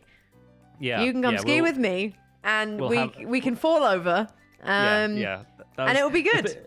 The thing about snowboarding is that like sometimes if you're going like across slope, you're facing uphill, and so if you fall over by more than 90 degrees. Ooh, So you yeah. can't anticipate when you're gonna hit the ground, and so it feels like it knocks the wind out of you more. Snowboarding scares me more. Yeah. Yeah. That's And, a like, trip I never thought I'd do. If you'd asked me 5 years ago if I'd ever go skiing, I would have said absolutely not. That sounds terrifying. But actually, it's quite peaceful hurtling down a mountain. Yeah, it's weird how that works out. It's surprisingly calming when you don't feel like you're going to fall over. And then you hit a bit of an icy patch and it's suddenly not very calming, actually, and it's quite scary. But yeah, I'm a snowboarder. I will say I had plenty beef with the snowboarders when I went skiing because they don't seem to look where they're going as much. Yeah, they cut you off all the time. That's what I heard. When I went, I was excited to talk to my neighbors about this because they were really keen skiers, and so I went snowboarding for a week, and they went, "Oh, he's one of those," like I was instantly like, I was tainted with that particular brush. It was not quite the reception I wanted for my my newfound love of winter sports, which only happened when I was like 16, and now I'm twice that age. I am, and more than that, I am very scared of like breaking my poor brittle adult bones. Whereas like when you're a kid and you have like activity holidays, you really feel like you can bounce back from anything like that. Yeah. And now I'm like, if I break my arm, that's like, I get feel home, the I can't use a opposite. mouse. I was much more anxious as a teenager and as a child compared to now. I've got a bit more. It's taken me that time to get that confidence in myself. I'm still an anxious skier. Don't get me wrong. You could ask Lizzie, who had to help me every time I had a little cry. But she was very sympathetic because she had been in the same position. But I almost feel the opposite. Maybe I'm a bit delusional in that I don't feel like I would break a bone. I think it's more because I don't think I'd ever push myself into a position where I could. That's then not relying on anybody else around me to not crash into me. But yeah, I almost feel the opposite of, I feel more confident now. I would have never gone down a hill. Yeah, hopefully that confidence means there's more opportunity for exciting and adventurous holidays. I think so. There's people who go and do like activity stuff in the UK even. There's like places that have like rope courses and like zip lines and stuff like that.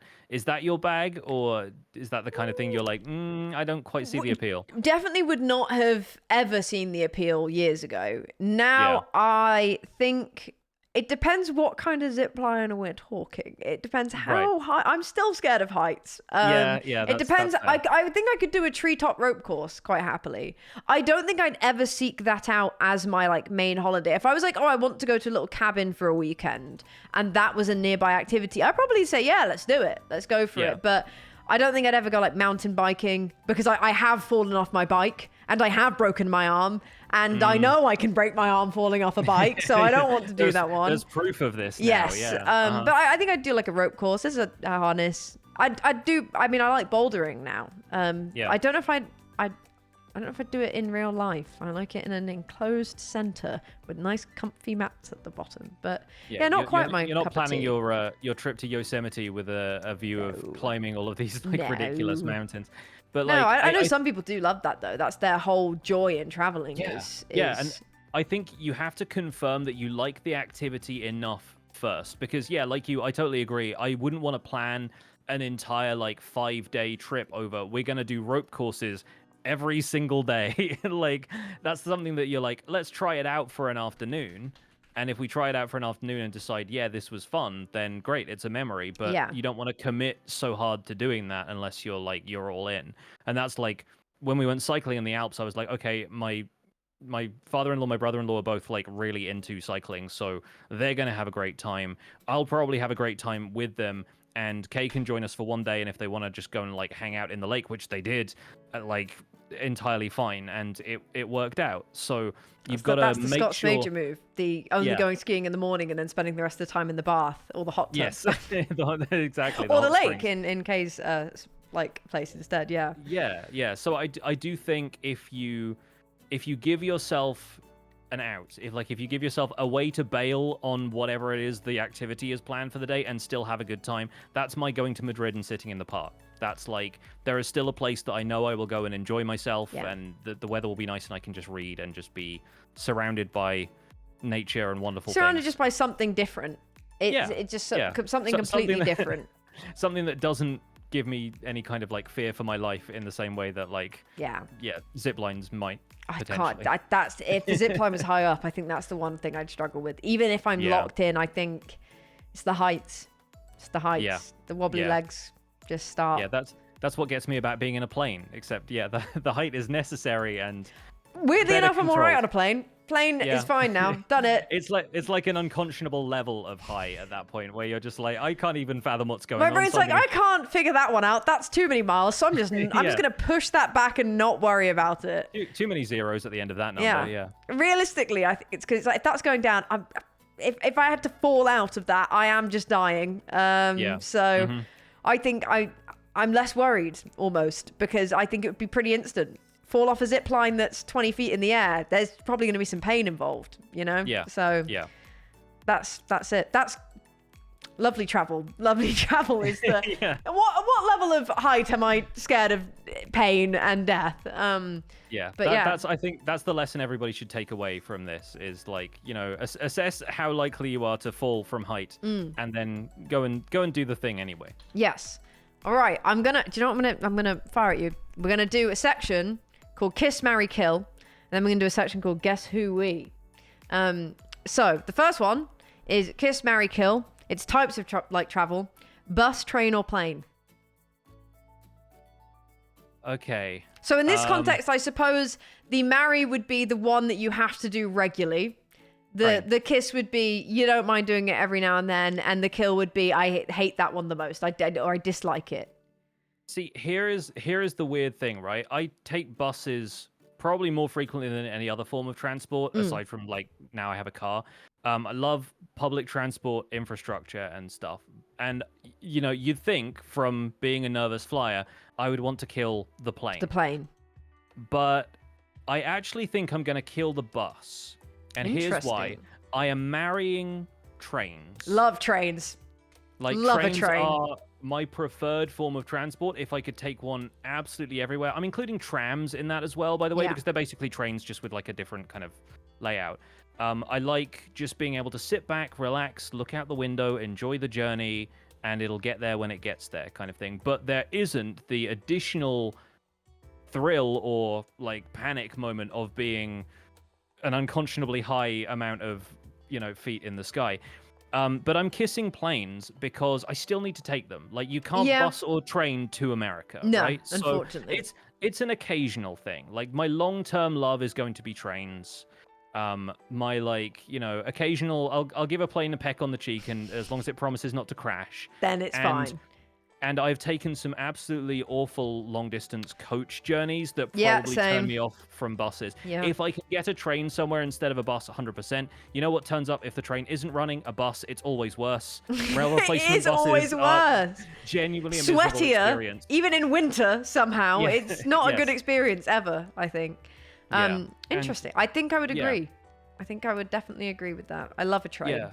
Superfast Feg in the chat says, wait till you try bullet trains. The high-speed train from Madrid to Valencia when we were in Spain, like, I think it travels at like 300 kilometers an hour in stretches or something. Oh, wow. Incredible experience. Like, so many cool vistas of the Spanish countryside, a lot of wine country out there, a couple of really cool, like, places on the way.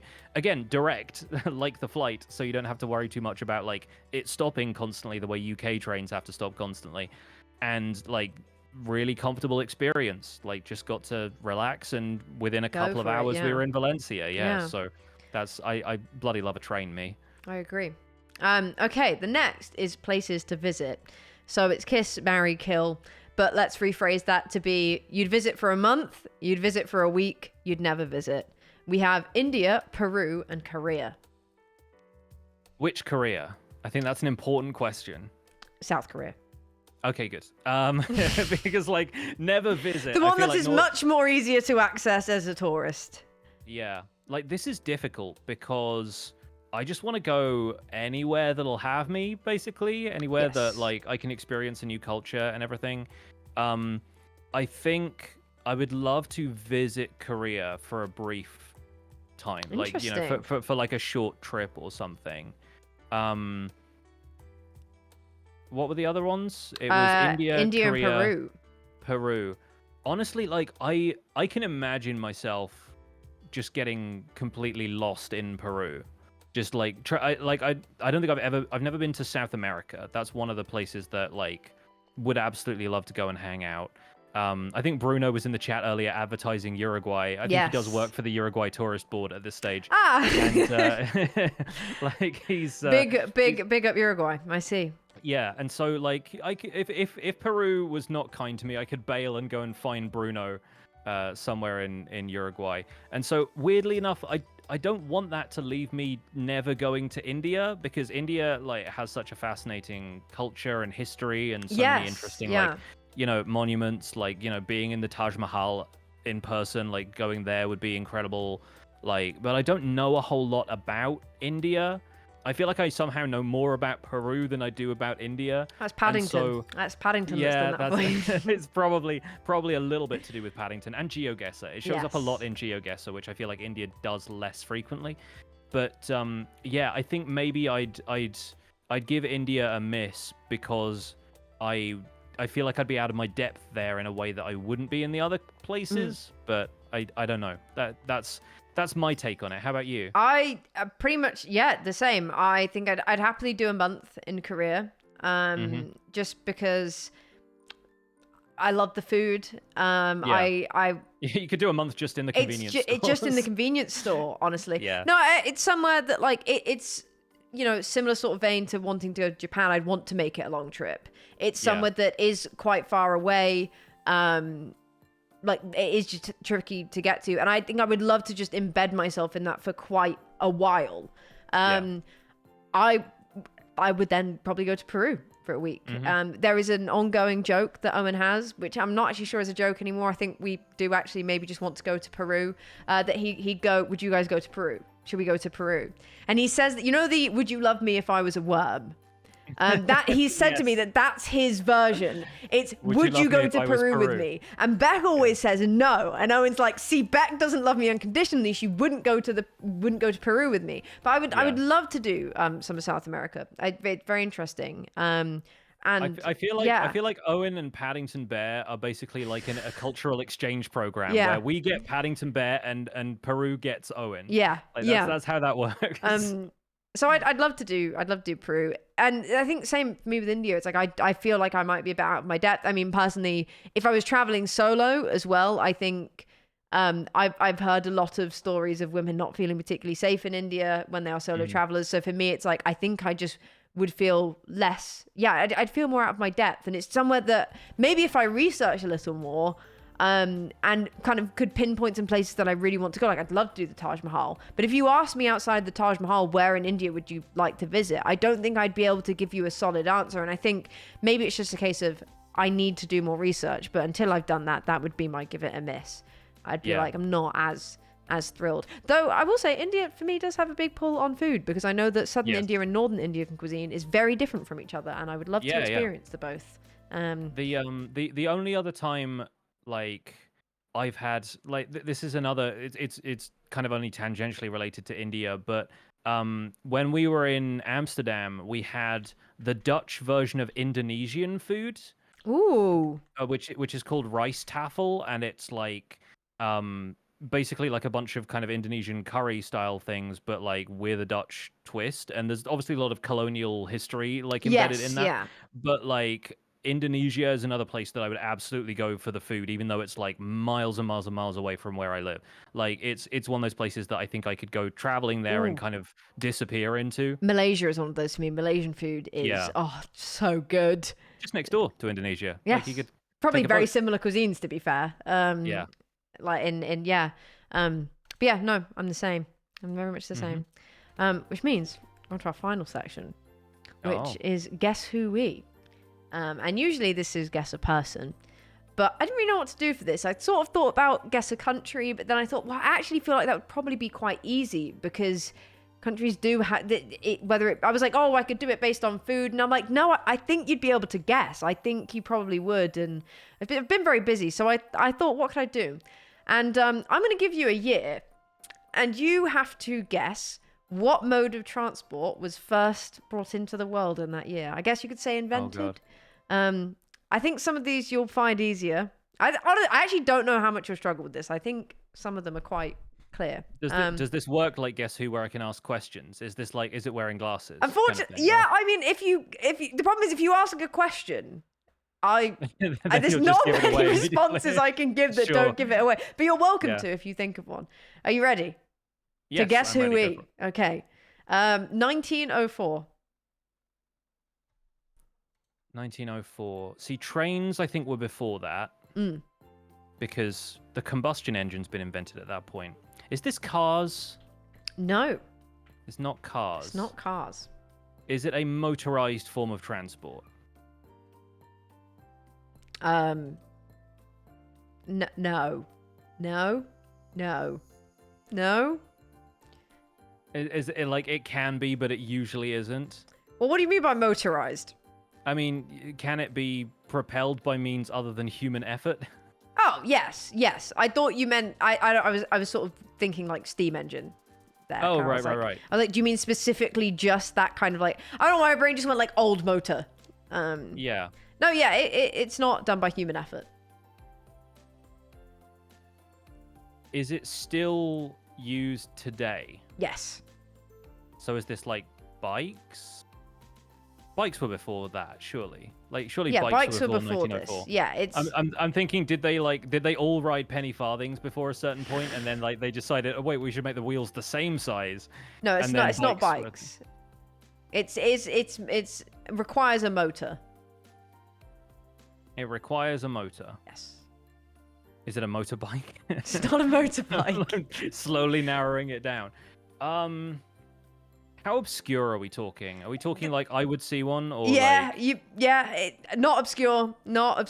But what I will say is actually I think a lot of these are around the same period of time because humans came across the means to start creating motorized horse. Oh yes, those motorized horses. London bus? No. I'm struggling to think of any other forms of transport. I can give you a clue. It might be quite obvious. I don't know. Two brothers were involved in this. Okay, so yeah, it's planes. It's planes. It's planes. I was like, yeah, I'm bad with history. Like, history was never my favorite subject in school. I've chosen a cruel Guess Who then. To be fair, if it makes you feel better, that is the only one I actually knew the answer to. That's fair. That's fair. This is now just going to be a complete guessing game.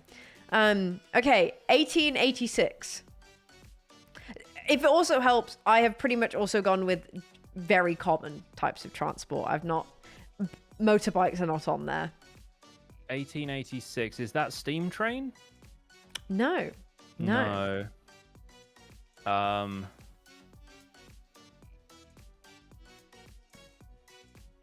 Thank you, so we're in like combustion engine at that stage. Mm-hmm. Is that going to be... When did cars come out? Cars 2004. No, would that have been Cars 1880? Is that your guess? Yeah. Yes, it's Cars. Okay, cool. 1886. Right. Okay. I'm glad my brain is still at least logical, if not like good at history. Okay, there's two more. And I was going to give you the harder one first, but I think it would be mean. So 1826. Oh, that's way early. Wait, hang on. How does this make any sense? Let me just check this. This is an AI answer that Google's given you that's actually completely wrong. Because that doesn't make sense.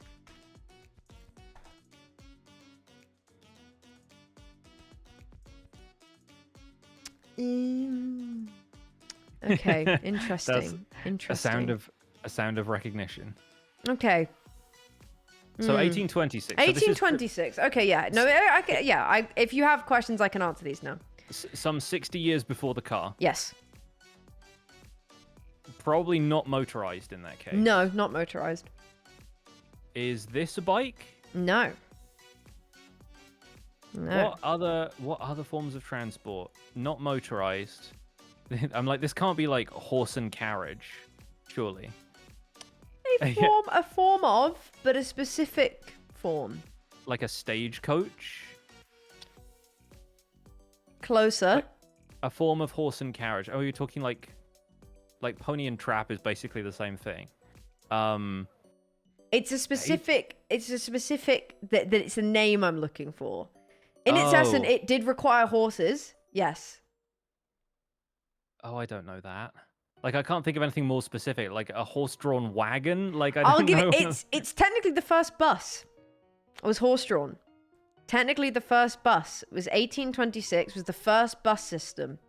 And the first official bus. Though there's also a differing answer, which is the other one that I was going to give you, and why I need to check. Because technically, also the first bus line was 1662. But the difference is, the bus line in 1662 was just a schedule of a horse and carriage. Whereas the 1826 could hold up to 16 passengers and therefore was a bus because it could hold more than just one family. See, I think that's what I was thinking when I said stagecoach, but I Yeah, guess I hadn't made the link in my head between like horse and carriage and like bus. No, because because that's why I got confused. I was like, wait a second, I've written 1662 OG bus and 1926 modern bus, but I'm wrong because the modern bus wasn't actually until the 1880s, around the time of cars. The first electronic bus was 1830, which is essentially just a tram, really, I suppose. Yeah. But yeah, I don't know. That's it. That's your Guess Who Wing. Which Fancy. was harder than I thought it was. Yeah. Like Because I was not just my like, specialist subject. no, I was like I said, I was trying to think about doing countries and food, but then and just like things that would kind of give it away. But I was like, I do feel like countries are quite distinct in their key features. I don't think I could give something that you'd be like, oh, well, actually, maybe it's this, unless I really wanted to dig deep and give quite obscure clues. And you might guess. I don't even know. You might guess like Brazil, and I say no, it's Peru. If I say, I don't know what I'd even say. We basically just have to end it with a round of GeoGuessr. Yeah, essentially. I'm terrible at GeoGuessr, by the way. Yeah, absolutely awful. My trick is really good at it, so I'm learning through them. Yeah. My trick is trying to find signs that have websites and finding the domains, because it usually gives the answer away. That's the trick that I found.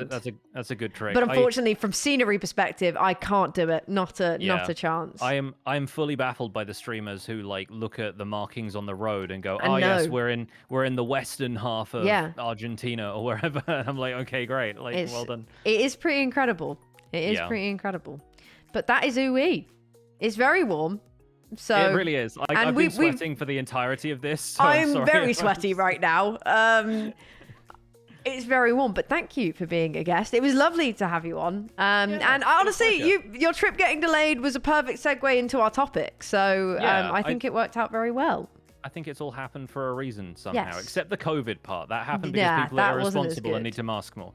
Yes. But don't let that necessarily be like the admonishing that I need What's to give the moral of everybody in chat. this Ooee is be more COVID careful. bad. Yeah, COVID right. bad.